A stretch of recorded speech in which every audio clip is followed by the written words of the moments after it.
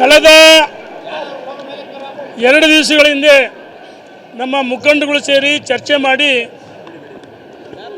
ರಾಜ್ಯದ ಉದ್ದಗಲಕ್ಕೆ ಪ್ರವಾಸವನ್ನು ಮಾಡೋಕ್ಕೂ ವೀರಶೈವ ಲಿಂಗಾಯತರಲ್ಲಿ ಇರ್ತಕ್ಕಂಥ ಒಳಪಂಗಡಗಳನ್ನ ಒಂದು ವೇದಿಕೆ ತರಬೇಕಂತೇಳಿ ತೀರ್ಮಾನವನ್ನು ಮಾಡಿ ಇಂದು ಶುಕ್ರವಾರ ಭಾಳ ಪವಿತ್ರವಾದ ದಿನ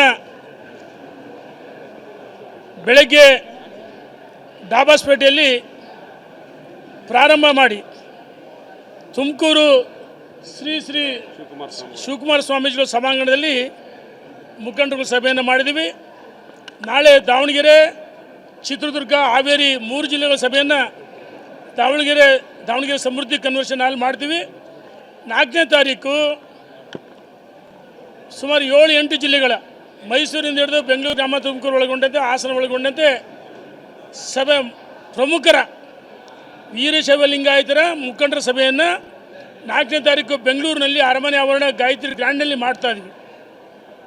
ಉದ್ದೇಶ 2023 ವಿಧಾನಸಭೆ ಚುನಾವಣೆಯಲ್ಲಿ ವೀರಶೈವ ಲಿಂಗಾಯತ ಮತಗಳು ಭಾರತೀಯ ಜನತಾ ಪಾರ್ಟಿಯಿಂದ ದೂರ ಆಗಿದ್ದು, ಕಾಂಗ್ರೆಸ್ ಕಡೆಗೆ ಹೆಚ್ಚು ವಾಲಿದು ಏನು ಹೊರಗೆ ಹೋಗಿರ್ತಕ್ಕಂಥ ಮತಗಳನ್ನು ಕ್ರೋಢೀಕರಿಸಿ ಭಾರತೀಯ ಜನತಾ ಪಾರ್ಟಿಗೆ ವಾಪಸ್ ಕರೆತರಬೇಕು. ಮತ್ತು ನಮ್ಮ ನಾಯಕರಾದ ಯಡಿಯೂರಪ್ಪನವರು ವೀರಶೈವ ಲಿಂಗಾಯತ ಅಭಿವೃದ್ಧಿ ನಿಗಮ ಮಾಡಿದರು, ಸಮಾಜಕ್ಕೆ ಕೊಡುಗೆಯನ್ನು ಕೊಟ್ಟರು.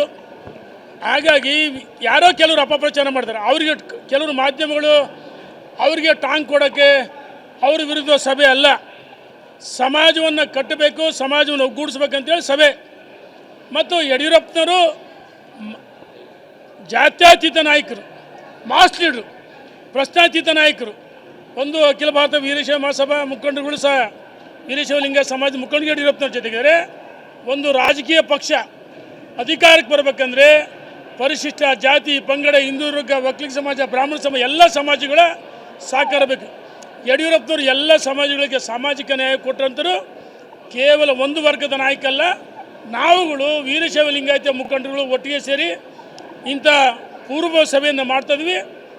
ಫೈನಲ್ ಆಗಿ ದಿನಾಂಕವನ್ನು ನಿಗದಿ ಮಾಡಿ ಸುಮಾರು 5 ಲಕ್ಷ ಜನ ವೀರಶೈವ ಲಿಂಗಾಯತ ಮುಖಂಡರನ್ನ ವೀರಶೈವ ಲಿಂಗಾಯತ ಮಹಾಸಂಗಮ ಹೆಸರಿನಲ್ಲಿ ದೊಡ್ಡ ಸಭೆಯನ್ನು ಮಾಡ್ತೀವಿ.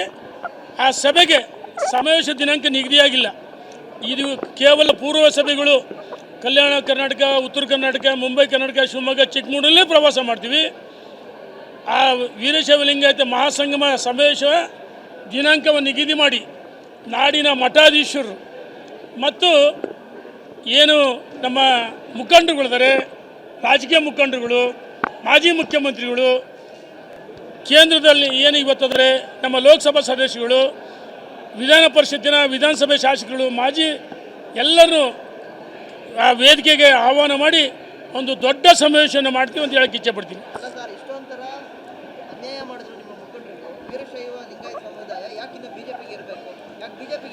ನೋಡೋಣ, ವೀರಶೈವ ಲಿಂಗಾಯತರಿಗೆ ಭಾರತೀಯ ಜನತಾ ಪಾರ್ಟಿ ಅನ್ಯಾಯ ಮಾಡಿ ಯಡಿಯೂರಪ್ಪನವರು ಮುಖ್ಯಮಂತ್ರಿ ಮಾಡಿದೆ, ಉಪಮುಖ್ಯಮಂತ್ರಿ ಆಗಿದ್ದಾರೆ, ರಾಜ್ಯದ ಅಧ್ಯಕ್ಷ ಆಗಿದ್ದಾರೆ, ವಿಜೇಂದ್ರ ಅಧ್ಯಕ್ಷ ಆಗಿದ್ದಾರೆ.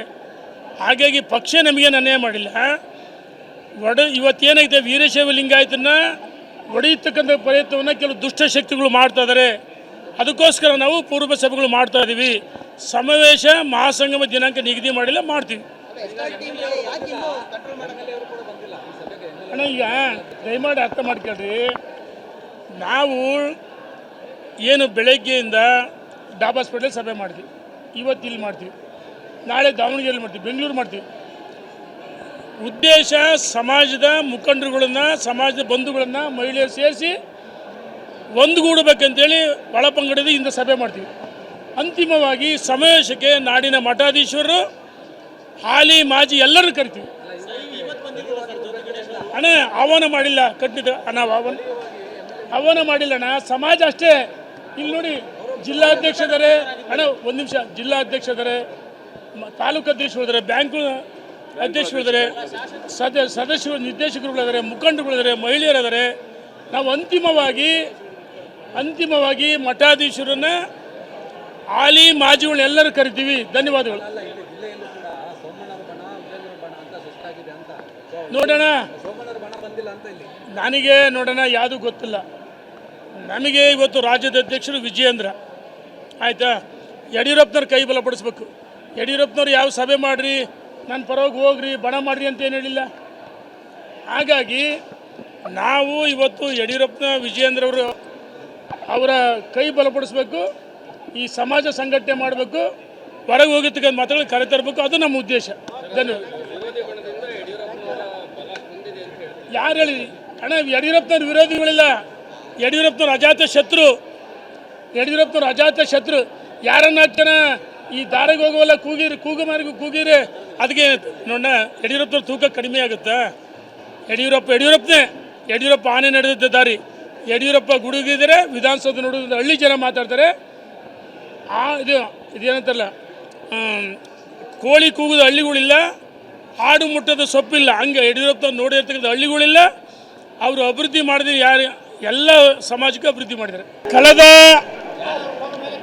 2 ದಿವಸಗಳ ಹಿಂದೆ ನಮ್ಮ ಮುಖಂಡಗಳು ಸೇರಿ ಚರ್ಚೆ ಮಾಡಿ ರಾಜ್ಯದ ಉದ್ದಗಲಕ್ಕೆ ಪ್ರವಾಸವನ್ನು ಮಾಡೋಕ್ಕೂ ವೀರಶೈವ ಲಿಂಗಾಯತರಲ್ಲಿ ಇರ್ತಕ್ಕಂಥ ಒಳಪಂಗಡಗಳಿಂದ ಒಂದು ವೇದಿಕೆ ತರಬೇಕಂತೇಳಿ ತೀರ್ಮಾನವನ್ನು ಮಾಡಿ ಇಂದು ಶುಕ್ರವಾರ ಭಾಳ ಪವಿತ್ರವಾದ ದಿನ ಬೆಳಗ್ಗೆ ಡಾಬಾಸ್ಪೇಟೆಯಲ್ಲಿ ಪ್ರಾರಂಭ ಮಾಡಿ ತುಮಕೂರು ಶ್ರೀ ಶಿವಕುಮಾರ ಸ್ವಾಮೀಜಿಗಳ ಸಭಾಂಗಣದಲ್ಲಿ ಮುಖಂಡರುಗಳ ಸಭೆಯನ್ನು ಮಾಡಿದ್ದೀವಿ. ನಾಳೆ ದಾವಣಗೆರೆ, ಚಿತ್ರದುರ್ಗ, ಹಾವೇರಿ 3 ಜಿಲ್ಲೆಗಳ ಸಭೆಯನ್ನು ದಾವಣಗೆರೆ ಸಮೃದ್ಧಿ ಕನ್ವೆನ್ಷನ್ ಹಾಲ್ ಮಾಡ್ತೀವಿ. 4ನೇ ತಾರೀಕು ಸುಮಾರು 7-8 ಜಿಲ್ಲೆಗಳ ಮೈಸೂರಿಂದ ಹಿಡಿದು ಬೆಂಗಳೂರು, ಗ್ರಾಮ, ತುಮಕೂರು ಒಳಗೊಂಡಂತೆ, ಹಾಸನ ಒಳಗೊಂಡಂತೆ ಸಭೆ ಪ್ರಮುಖರ ವೀರಶೈವ ಲಿಂಗಾಯತರ ಮುಖಂಡರ ಸಭೆಯನ್ನು 4ನೇ ತಾರೀಕು ಬೆಂಗಳೂರಿನಲ್ಲಿ ಅರಮನೆ ಆವರಣ ಗಾಯತ್ರಿ ಗ್ರ್ಯಾಂಡ್ನಲ್ಲಿ ಮಾಡ್ತಾಯಿದ್ವಿ. ಉದ್ದೇಶ 2023 ವಿಧಾನಸಭೆ ಚುನಾವಣೆಯಲ್ಲಿ ವೀರಶೈವ ಲಿಂಗಾಯತ ಮತಗಳು ಭಾರತೀಯ ಜನತಾ ಪಾರ್ಟಿಯಿಂದ ದೂರ ಆಗಿದ್ದು, ಕಾಂಗ್ರೆಸ್ ಕಡೆಗೆ ಹೆಚ್ಚು ವಾಲಿದ್ದು. ಏನು ಹೊರಗೆ ಹೋಗಿರ್ತಕ್ಕಂಥ ಮತಗಳನ್ನು ಕ್ರೋಢೀಕರಿಸಿ ಭಾರತೀಯ ಜನತಾ ಪಾರ್ಟಿಗೆ ವಾಪಸ್ ಕರೆತರಬೇಕು. ಮತ್ತು ನಮ್ಮ ನಾಯಕರಾದ ಯಡಿಯೂರಪ್ಪನವರು ವೀರಶೈವ ಲಿಂಗಾಯತ ಅಭಿವೃದ್ಧಿ ನಿಗಮ ಮಾಡಿದರು, ಸಮಾಜಕ್ಕೆ ಕೊಡುಗೆಯನ್ನು ಕೊಟ್ಟರು. ಹಾಗಾಗಿ ಯಾರೋ ಕೆಲವರು ಅಪಪ್ರಚಾರ ಮಾಡ್ತಾರೆ. ಅವರಿಗೆ ಕೆಲವರು ಮಾಧ್ಯಮಗಳು ಅವರಿಗೆ ಟಾಂಗ್ ಕೊಡೋಕ್ಕೆ ಅವ್ರ ವಿರುದ್ಧ ಸಭೆ ಅಲ್ಲ, ಸಮಾಜವನ್ನು ಕಟ್ಟಬೇಕು, ಸಮಾಜವನ್ನು ಒಗ್ಗೂಡಿಸ್ಬೇಕಂತೇಳಿ ಸಭೆ. ಮತ್ತು ಯಡಿಯೂರಪ್ಪನವರು ಜಾತ್ಯತೀತ ನಾಯಕರು, ಮಾಸ್ ಲೀಡರು, ಪ್ರಶ್ನಾತೀತ ನಾಯಕರು. ಒಂದು ಅಖಿಲ ಭಾರತ ವೀರಶೈವ ಮಹಾಸಭಾ ಮುಖಂಡರುಗಳು ಸಹ ವೀರಶೈವ ಲಿಂಗಾಯತ ಸಮಾಜ ಮುಖಂಡರು ಯಡಿಯೂರಪ್ಪನವ್ರ ಜೊತೆಗಿದ್ದಾರೆ.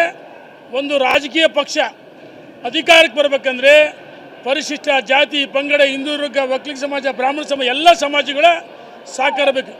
ಯಡಿಯೂರಪ್ಪನವರು ಎಲ್ಲ ಸಮಾಜಗಳಿಗೆ ಸಾಮಾಜಿಕ ನ್ಯಾಯ ಕೊಟ್ಟಂತರು ಕೇವಲ ಒಂದು ವರ್ಗದ ನಾಯಕ ಅಲ್ಲ. ನಾವುಗಳು ವೀರಶೈವ ಲಿಂಗಾಯತ ಮುಖಂಡರುಗಳು ಒಟ್ಟಿಗೆ ಸೇರಿ ಇಂಥ ಪೂರ್ವ ಸಭೆಯನ್ನು ಮಾಡ್ತಾಯಿದ್ವಿ. ಫೈನಲ್ ಆಗಿ ದಿನಾಂಕವನ್ನು ನಿಗದಿ ಮಾಡಿ ಸುಮಾರು 5 ಲಕ್ಷ ಜನ ವೀರಶೈವ ಲಿಂಗಾಯತ ಮುಖಂಡರನ್ನ ವೀರಶೈವ ಲಿಂಗಾಯತ ಮಹಾಸಂಗಮ ಹೆಸರಿನಲ್ಲಿ ದೊಡ್ಡ ಸಭೆಯನ್ನು ಮಾಡ್ತೀವಿ. ಆ ಸಭೆಗೆ ಸಮಾವೇಶ ದಿನಾಂಕ ನಿಗದಿಯಾಗಿಲ್ಲ. ಇದು ಕೇವಲ ಪೂರ್ವ ಸಭೆಗಳು. ಕಲ್ಯಾಣ ಕರ್ನಾಟಕ, ಉತ್ತರ ಕರ್ನಾಟಕ, ಮುಂಬೈ ಕರ್ನಾಟಕ, ಶಿವಮೊಗ್ಗ, ಚಿಕ್ಕಮಗಳೂರಲ್ಲೇ ಪ್ರವಾಸ ಮಾಡ್ತೀವಿ. ಆ ವೀರಶೈವ ಲಿಂಗಾಯತ ಮಹಾಸಂಗಮ ಸಮಾವೇಶ ದಿನಾಂಕವನ್ನು ನಿಗದಿ ಮಾಡಿ ನಾಡಿನ ಮಠಾಧೀಶರು ಮತ್ತು ಏನು ನಮ್ಮ ಮುಖಂಡರುಗಳಿದ್ದಾರೆ, ರಾಜಕೀಯ ಮುಖಂಡರುಗಳು, ಮಾಜಿ ಮುಖ್ಯಮಂತ್ರಿಗಳು, ಕೇಂದ್ರದಲ್ಲಿ ಏನು ಇವತ್ತಾದರೆ ನಮ್ಮ ಲೋಕಸಭಾ ಸದಸ್ಯರುಗಳು, ವಿಧಾನ ಪರಿಷತ್ತಿನ ವಿಧಾನಸಭೆ ಶಾಸಕರು, ಮಾಜಿ ಎಲ್ಲರೂ ಆ ವೇದಿಕೆಗೆ ಆಹ್ವಾನ ಮಾಡಿ ಒಂದು ದೊಡ್ಡ ಸಮಾವೇಶವನ್ನು ಮಾಡ್ತೀವಿ ಅಂತ ಹೇಳಕ್ಕೆ ಇಚ್ಛೆ ಪಡ್ತೀನಿ.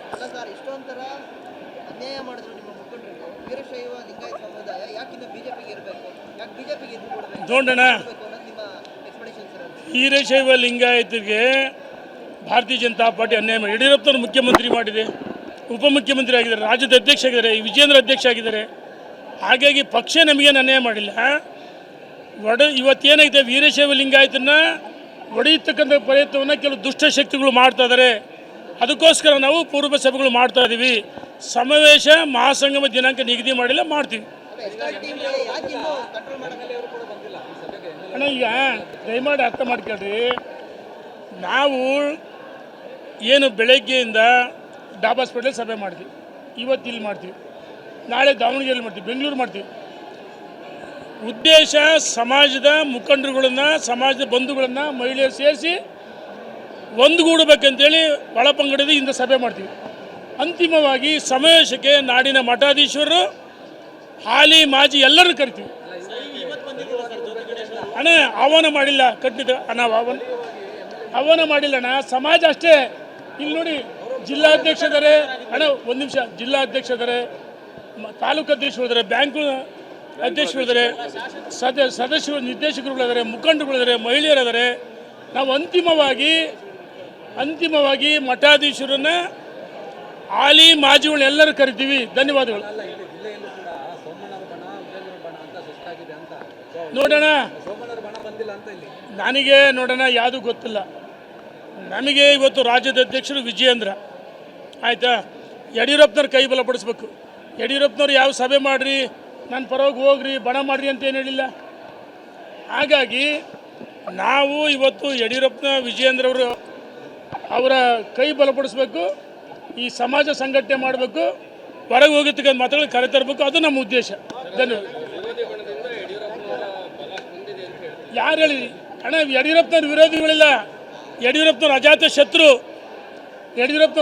ಶತ್ರು. ಯಾರನ್ನ ಜನ ಈ ದಾರಿಗೆ ಹೋಗೋಲ್ಲ ಕೂಗಿರಿ, ಅದಕ್ಕೆ ನೋಡ ಯಡಿಯೂರಪ್ಪನವ್ರ ತೂಕ ಕಡಿಮೆ ಆಗುತ್ತಾ? ಯಡಿಯೂರಪ್ಪ ಆನೆ ನಡೆದಿದ್ದ ದಾರಿ. ಯಡಿಯೂರಪ್ಪ ಗುಡುಗಿದರೆ ವಿಧಾನಸೌಧ ನೋಡೋದು ಹಳ್ಳಿ ಜನ ಮಾತಾಡ್ತಾರೆ.